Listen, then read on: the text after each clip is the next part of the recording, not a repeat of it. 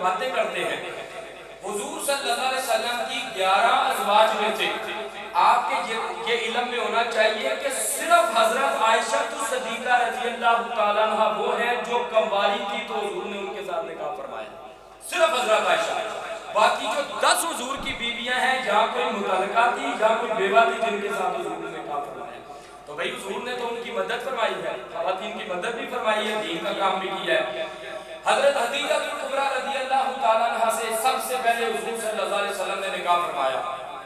حضرت خدیجہ کبریٰ رضی اللہ تعالیٰ عنہ بھی تیسری جگہ پر حضور کے نکاح میں آئی تھی.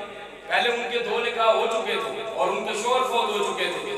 اس سے سیدہ خدیجہ کبریٰ رضی اللہ تعالیٰ عنہ کی 2 بیٹیاں تھیں اور ایک بیٹا تھا. بیٹیوں دونوں کا نام آپ نے ہندہ رکھا ہوا تھا. ایک کا نام بھی ہندہ, دوسرے کا نام بھی ہندہ, اور بیٹے کا نام آپ نے ہاگا رکھا ہوا تھا. تو یہ 2 آپ کے شوہر فوت ہو چکے تھے. تو سیدہ خدیجہ کبریٰ رضی اللہ تعالیٰ عنہ جو تھی یہ بہت مالدار تھی, مال ان کے پاس بہت زیادہ تھا. تو انہوں نے ایک مرتبہ ان کا غلام تھا میسرہ, اور یہ کیا نام تھا؟ میسرہ نام تھا. اس کو اکثر تجارت کے لیے سیدہ خدیجہ کبریٰ بھیجا کرتی تھی. تو ایک دفعہ حضور صلی اللہ علیہ وسلم کے ساتھ بھیج دیا کہ جاؤ تم ملک شام کی طرف سفر کر کے آؤ, تجارت کر کے آؤ.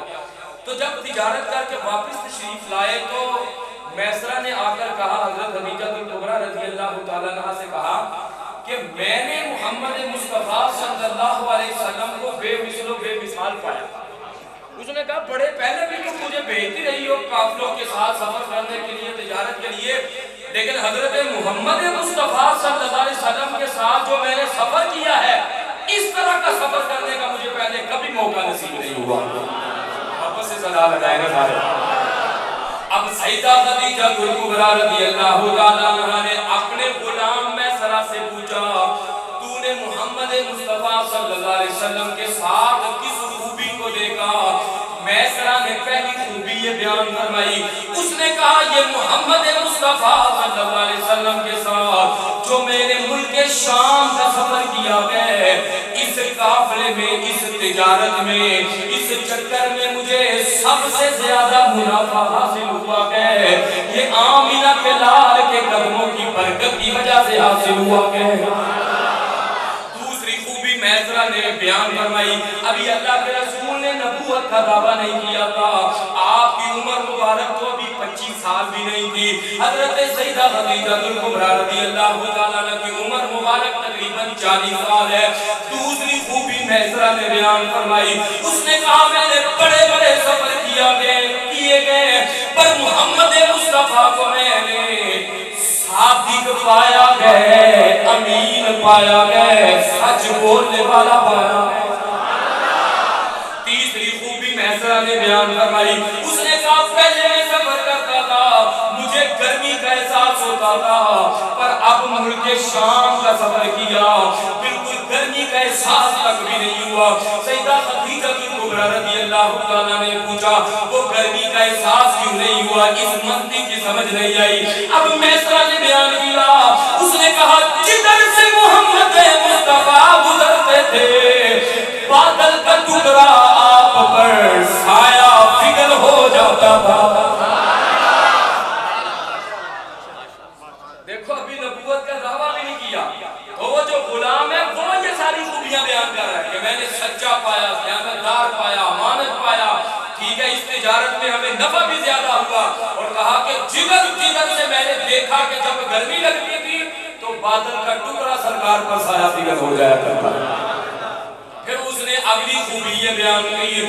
اس نے کہا میں نے یہ بھی دیکھا جب اللہ کے رسول صلی اللہ علیہ وسلم گزر رہے تھے تو کوئی درخت ایسا نہیں تھا, کوئی پتھر ایسا نہیں تھا, مگر وہ سارے کے سارے آمینہ کے لال پر درود و سلام پر رہے تھے. یہ ساری خوبیاں میسرہ نے بیان کی حضرت خدیجہ کبریٰ رضی اللہ تعالیٰ عنہ سے. تو پھر حضرت خدیجہ کبریٰ رضی اللہ تعالیٰ عنہ کے دل میں حضور صلی اللہ علیہ وسلم کے ساتھ نکاح اور شادی کا جذبہ پیدا ہوا. تو پھر انہوں نے حضور صلی اللہ علیہ وسلم کی طرف پیغام بھجوایا کہ میں آپ کے ساتھ نکاح کرنا چاہتی ہوں. اب یہاں سے علماء نے استدلال کیا، اگر آپ فتویٰ نہ لگا دیں تو حوالہ چونکہ میرے پاس موجود ہے، یہاں سے علماء نے فتویٰ لگایا ہے کہ اگر مرد نے شادی کرنی ہو، ایک نظر اگر وہ عورت کو دیکھ کر پسند کرنا چاہے تو شریعت نے اجازت دی ہے، اور اگر کوئی بچی بھی کسی مرد کے متعلق کہہ دے کہ میں اس کے ساتھ نکاح کرنا چاہتی ہوں تو وہ مجرم نہیں ہے۔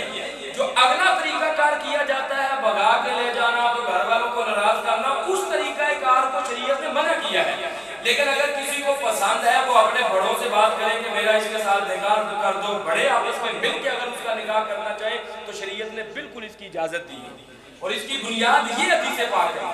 حضور نے نکاح کا نہیں کہا تھا، نکاح کے لیے سیدہ خدیجہ کبریٰ رضی اللہ تعالیٰ نے کہا تھا، اور اپنے جو چچا زاد بھائی تھے ورقہ بن نوفل، ان کو ایک خواب بھی بیان کی، اور ورقہ بن نوفل وہ تھے کہ جو تورات کو بھی جانتے تھے اور انجیل کو بھی جانتے تھے۔ انہوں نے تورات اور انجیل میں پڑھا تھا کہ ایک آخری نبی آئے گا جو نبوت کا دعویٰ کرے گا، اس پر پتھر بھی درود و سلام پڑھا کریں گے، اس پر درود و سلام پڑھا کریں گے۔ حضرت خدیجہ کبریٰ رضی اللہ تعالیٰ عنہ نے خواب بھی دیکھی، اس خواب میں دیکھا کہ میرے گھر میں ایک ایسا سورج طلوع ہوا ہے کہ جس کی روشنی پورے مکے پر غالب آ گئی ہے۔ وہ خواب انہوں نے اپنے چچا زاد جو بھائی تھے ورقہ بن نوفل، یہ یہودیت اور عیسائیت کی کتابوں پر دسترس رکھنے والے تھے، ان سے بیان کی، تو ورقہ بن نوفل نے کہا کہ خدیجہ کبریٰ تجھے مبارک ہو جو آخری نبی امام الانبیاء ہے، اللہ تبارک و تعالیٰ تجھے اس نبی کی زوجہ بننے کا اجازت فرمائے گا۔ موضوع چونکہ نیا ہے، اس موضوع پر گفتگو بہت کم ہوتی ہے، لیکن میں کوشش کروں گا کہ انشاءاللہ خوش گفتگو نہ ہو، ساتھ ساتھ آپ کے ذوق کو بھی پورا کیا جائے، اس لیے آپ بھی محبت سے بولے گا سبحان اللہ۔ تو پھر حضور صلی اللہ علیہ وسلم کے جو چچا تھے جناب ابو طالب، ان کے ساتھ بات کی، ادھر سے ورقہ بن نوفل تھے۔ آپ صلی اللہ علیہ وسلم نے جب نکاح سیدہ خدیجہ کبریٰ رضی اللہ تعالیٰ عنہ کے ساتھ ہوا تو نکاح کے 2 خطبے پڑھے گئے، ادھر سے ورقہ بن نوفل نے پڑھا، ادھر حضور کی طرف سے نکاح کا خطبہ جناب ابو طالب نے ارشاد فرمایا۔ تو پھر آپ کا ان کے ساتھ نکاح ہوا، اور آپ صلی اللہ علیہ وسلم نے ارشاد فرمایا کہ 4 عورتیں وہ ہیں جن کو اللہ تبارک و تعالیٰ نے تمام جنتی عورتوں کا سردار بنایا ہوا ہے۔ ایک روایت میں 5 کا ذکر کیا، ان 4 میں سے کون کون سی عورتیں ہیں؟ ان میں سے ایک عورت کا نام حضرت عیسیٰ علیہ السلام کی جو والدہ ہیں حضرت مریم علیہ السلام، دوسری عورت کا نام آسیہ، کیسا اتفاق ہے، جو شوہر فرعون، اس نے خدائی کا دعویٰ کیا ہوا ہے، لیکن جو بیوی ہے وہ جنتی عورتوں کی سردار ہے۔ کیوں؟ اس لیے اس نے وقت کے کافر اور فرعون کے ساتھ زندگی گزارتے ہوئے بھی اپنے ایمان کو سلامت رکھا گئے، اللہ نے جنتی عورتوں کا سردار بنا دیا ہے۔ یہ 2 عورتیں، اور تیسری جو عورت ہے وہ سیدہ خدیجہ کبریٰ رضی اللہ تعالیٰ عنہ کے متعلق سرکار نے فرمایا یہ بھی جنتی عورتوں کی سردار ہے، اور چوتھی کے متعلق فرمایا چوتھی خوش نصیب کون ہے؟ سیدہ طاہرہ طیبہ مؤکدہ مومنہ صابرہ سیدہ کائنات حبیبہ حبیب رب العالمین سیدہ فاطمہ الزہرا رضی اللہ تعالیٰ عنہ۔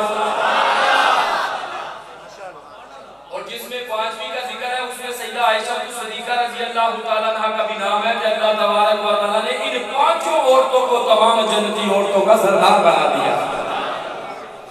اچھا، اس میں ویسے ہمیں بحث نہیں کرنی چاہیے کہ ان 4 میں سے یا ان 5 میں سے افضل کون ہے۔ حضرت امام ابو داؤد سے پوچھا گیا کہ یہ بتائیں کہ سیدہ فاطمہ افضل ہے یا سیدہ خدیجہ کبریٰ افضل ہے؟ انہوں نے بڑی پیاری بات ارشاد فرمائی، کیونکہ یہ حدیث پاک ہے کہ جب اللہ کے رسول صلی اللہ علیہ وسلم غار حرا میں عبادت کرتے تھے تو سیدہ خدیجہ کبریٰ سرکار کے لیے کھانا لے کے وہاں پر جایا کرتی تھی، اور ایک مرتبہ کھانا لے کے جا رہی تھی تو جبریل امین نے عرض کیا کہ یا رسول اللہ صلی اللہ علیہ وسلم یہ جو آپ کی بیوی آپ کے لیے کھانا لے کے آ رہی ہے میری طرف سے بھی اور اللہ کی طرف سے بھی آپ نے سیدہ خدیجہ کبریٰ کو سلام کہنا ہے۔ تو حضرت امام ابو داؤد نے فرمایا اگر اس زاویے سے دیکھو کہ اللہ تعالیٰ کا سلام اللہ تعالیٰ کو اللہ تعالیٰ نے بھیجا. اگر اس اعتبار سے دیکھو تو پھر سیدہ خدیجہ الکبریٰ افضل ہے, اور اگر اس اعتبار سے دیکھو کہ سرکار نے فرمایا فاطمہ میرے جگر کا ٹکڑا ہے, فرمایا اس اینگل سے دیکھو پھر سیدہ فاطمہ الزہرا افضل ہے. تو دونوں کا اپنا مقام ہے. ایک کا مقام ماننے سے دوسرے کے مقام میں کبھی واقعہ نہیں ہوتی. اور علماء نے لکھا ہے کہ اگر ماں کے اعتبار سے دیکھا جائے تو پھر سیدہ خدیجہ الکبریٰ ظاہرہ سیدہ کائنات کی ماں ہے. ماں کے اعتبار سے دیکھا جائے تو پھر یقیناً سیدہ خدیجہ الکبریٰ افضل ہے. اور اگر نسب کے اعتبار سے, اس اعتبار سے دیکھا جائے کہ سرکار کا جو نسب ہے وہ سیدہ کائنات سے جاری ہوا تو پھر فرمایا سیدہ فاطمہ الزہرا رضی اللہ تعالیٰ عنہا. تو دونوں کو اللہ تعالیٰ نے بہت زیادہ مقام عطا فرمایا. غار حرا میں اکثر اللہ کے رسول صلی اللہ علیہ وسلم عبادت کے لیے تشریف لے جاتے تھے. اس کی وجہ بھی ہے. وجہ یہ ہے کہ پہلے نمبر پر تو شور و غل نہیں ہوتا تھا, خاموشی ہوتی تھی. اور دوسری وجہ یہ ہے کہ اب تو بلڈنگیں بن گئی ہیں نا, جب بلڈنگیں نہیں بنی تھی تو غار حرا سے سیدھی نظر اللہ کے گھر پر پڑا کرتی تھی, بیت اللہ پہ نظر پڑتی تھی. تو سرکار صلی اللہ علیہ وسلم وہاں پر عبادت کے لیے جاتے تھے. یہ بیت اللہ سے 10-12 کلومیٹر کے فاصلے پر ہے. جبل نور ایک پہاڑ ہے, اس پہاڑ پر ایک غار ہے, اس غار میں ایک یار ہے جس سے ہم سب کو بہت پیار ہے. تو جب آپ کی عمر مبارک 40 سال ہوئی تو جبریل امین تشریف لائے, آ کر عرض کرنے لگے اقرأ بسم ربک الذی خلق. قرآن پہ تو ذرا محبت کے ساتھ سارے بولے نا سبحان اللہ.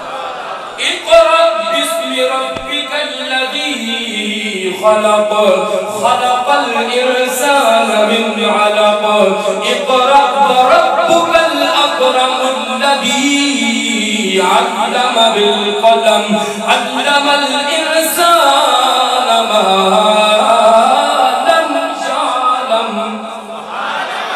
یہ سورۃ العلق کی پہلی 5 آیات جبریل امین لے کر آئے. آ کر کہا اے پیارے حبیب آپ پڑھیے. سرکار نے فرمایا میں تو پڑھنے والا نہیں. پھر کہا پڑھیے, آپ نے فرمایا میں تو پڑھنے والا نہیں. سرکار کے بتانے کا مقصد یہ تھا اے جبریل تو کون ہوتا ہے مجھے پڑھانے والا؟ میری ذات تو وہ ہے الرحمن علم القرآن. مجھے تو اللہ نے پڑھا کر بھیجا گیا, مجھے تو سکھا کر بھیجا گیا. پھر جبریل امین نے سرکار کو سینے سے لگایا اور زور سے دبایا تو یہ پہلی 5 آیات نازل کر کے کہا یہ اللہ نے بھیجی ہے. سرکار پر کب کبھی تاری ہو گئی, سردی کا احساس ہونے لگا. سرکار گھر تشریف لائے, آ کر حضرت خدیجہ الکبریٰ سے کہا کہ مجھے کمبل اور سردی کا احساس ہو رہا ہے. اب حضرت خدیجہ الکبریٰ نے کیا جواب دیا؟ اب آج کے دور میں بیویوں کے لیے یہ لوگ بڑا کچھ کرتے ہیں, کچھ خدمات کو تسلیم کرتی ہیں, کچھ نہیں کرتی. لیکن سرکار کی وہ بیوی کون سی ہے؟ سیدہ خدیجہ الکبریٰ رضی اللہ تعالیٰ عنہا نے جو الفاظ کہے وہ سنہری الفاظ کے ساتھ لکھے ہوئے ہیں. آپ نے فرمایا اے پیارے مصطفیٰ آپ پریشان نہ ہو, اللہ آپ کو کبھی بڑی پریشان نہیں کرے گا. آپ تو غریبوں کی مدد کرتے ہیں, آپ تو غریبوں کی مدد کرتے ہیں, بے سہارا لوگوں کا سہارا بنتے ہیں, بے بس لوگوں کا سہارا بنتے ہیں, مہمان نوازی کرتے ہیں. اللہ کو پریشان نہیں کرے گا, اللہ کو ہمیشہ کے لیے آپ سے محبت فرمانے والا ہے. اسی لیے پھر ہم کہتے ہیں وہ اپنے پر آئے.